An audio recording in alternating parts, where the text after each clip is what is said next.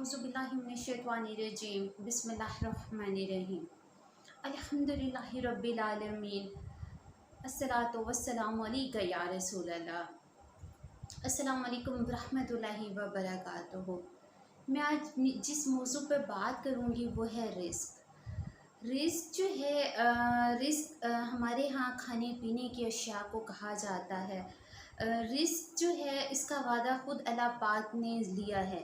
अल्लाह पाक का वादा है कि वो जितनी भी मखलूक़ात को इस दुनिया में भेजेगा उनके रिस्क का बंदोबस्त जो है वो खुद रब ताला की ज़ात करेगी। रिस्क सिर्फ खाने पीने की अशिया नहीं होती।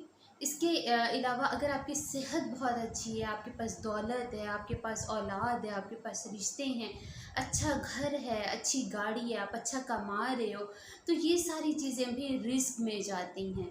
हमें चाहिए कि उस रब्बुल आलमीन जो तमाम आलमीन के पालने वाला रब है, हमें चाहिए कि हम उस परवरदिगार पर यकीन रखें।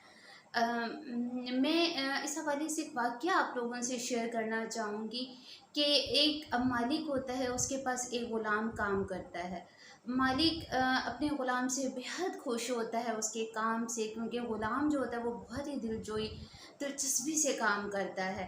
मगर काफ़ी अर्सा गुज़रने के बाद एक दफ़ा ग़ुलाम जो है वो 2-3 छुट्टियाँ कर लेता है, अपने काम से गैर हाज़िर हो जाता है, जिस बात से मालिक को बड़ा दुख होता है। मालिक सोचता है कि शायद मैं इसको तनख्वाह कम देता हूँ, शायद इसलिए मतलब ये गैर हाज़िर है, ये नहीं आ रहा काम पर। तो मालिक सोचता है कि अब जब ये आएगा तो मैं इसकी जो है तनख्वाह में इजाफ़ा कर दूँगा। 2-3 दिन के बाद ग़ुलाम जो है वो अपने काम पर दोबारा हाज़िर हो जाता है और वो अपना काम जो है करना शुरू कर देता है। अब मालिक जो है उसको तनख्वाह में इजाफ़ा करके उसको तनख्वाह देता है। ग़ुलाम चुप करके वो तनख्वाह अपनी जेब में रख लेता है और चला जाता है। ऐसे ही कुछ अर्सा गुज़रता है। गुज़रने के बाद जो है फिर कुछ दिन तक ग़ुलाम जो है फिर 2-3 छुट्टियाँ करता है, वो काम पर नहीं आता, जिससे मालिक बड़ा रंजीदा होता है। मालिक कहते हैं कि मैंने इसका मतलब इसकी तनख्वाह भी बढ़ा दी, इसको इंक्रीमेंट भी दिया, इसका इजाफ़ा किया, उसके बावजूद भी इसने मतलब छुट्टी कर ली, मतलब इसका अभी भी दिलचस्पी नहीं है। तो मालिक जो है वो सोचता है क्यों ना मैं इसका जो इंक्रीमेंट किया था, इसके तनख्वाह में इजाफ़ा किया था, क्यों ना मैं उसको ख़त्म कर दूँ।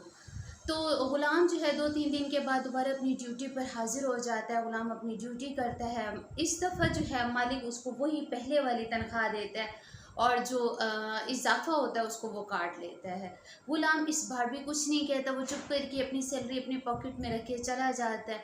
इस दफ़ा मालिक को बड़ा ताज्जुब होता है कि मैंने इसकी तनख्वाह बढ़ाई तब भी इसने कुछ नहीं कहा, मैंने इसकी तनख्वाह कम कर दी तब भी इसने कुछ नहीं कहा।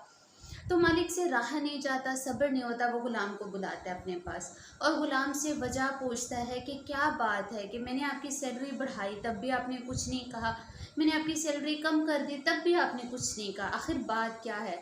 तो ग़ुलाम उसको बताता है कि सर, जब मैंने पहली दफ़ा छुट्टी की थी तो तब मेरे यहाँ मेरे बच्चे की पैदाइश हुई थी और मैं जब दोबारा काम पर आया तो आपने मेरी तनख्वाह में इजाफ़ा कर दिया, तो मैंने समझा कि मेरा बच्चा अपने साथ अपना रिज़्क लेकर आया है, क्योंकि हमारे रब ताला ने वादा किया है ना कि वो जितनी भी मखलूक़ात, जितने भी लोगों को भेजेगा उनके रिज़्क का बंदोबस्त वो खुद ज़ात करेगी।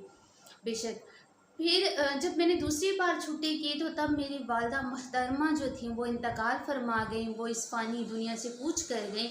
तो आपने मेरी तनख्वाह कम कर दी, तो मुझे लगा कि मेरी माँ अपना रिस्क जो है वो अपने साथ ले गई, तो इसलिए मैंने खामोशी इख्तियार की। और मैं इस रिस्क के लिए क्यों परेशान हूँ जिसका वादा खुद उस ज़ात ने किया है। ग़ुलाम की ये बात मालिक को बहुत ज़्यादा उसके दिल पर असर की, उसके दिल को छू गई। तो मालिक बहुत शर्मिंदा हुआ और मालिक ने अपने ग़ुलाम से एक्सक्यूज़ किया, सॉरी की। और मैं यहाँ पे ये बात करना चाहूँगी कि जैसे उस ग़ुलाम का अपने रब ताला की ज़ात पर भरोसा है, हमें भी कुछ ऐसा ही भरोसा अपने रब पर रखना है, ठीक है।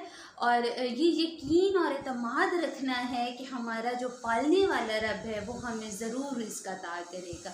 हमारे यहाँ एक गहमा गहमी सी सिचुएशन है। हम लोग मतलब कमाने के लिए, अच्छा पहनने के लिए, अच्छा दिखने के लिए एक दूसरे को नीचा दिखाने में लगे रहते हैं। तो हमें किसी को नीचा नहीं दिखाना, बल्कि उस रब ताला की ज़ात पे भरोसा रखना है कि उसने जितना हमारे नसीब में रिज़्क लिखा है वो हमें मिलता रहेगा बेशक। इसी के साथ ही मैं अल्लाह ताला की बारगाह में दुआ करूँगी कि अल्लाह करीम जो है वो हमें हलाल रिज़्क कमाने की तौफ़ीक अता फ़रमाए। आमीन। इजाज़त दीजिए, दुआओं में याद रखिए, अपना बहुत ज़्यादा ख़्याल रखिए। अस्सलामु अलैकुम व रहमतुल्लाहि व बरकातुहू।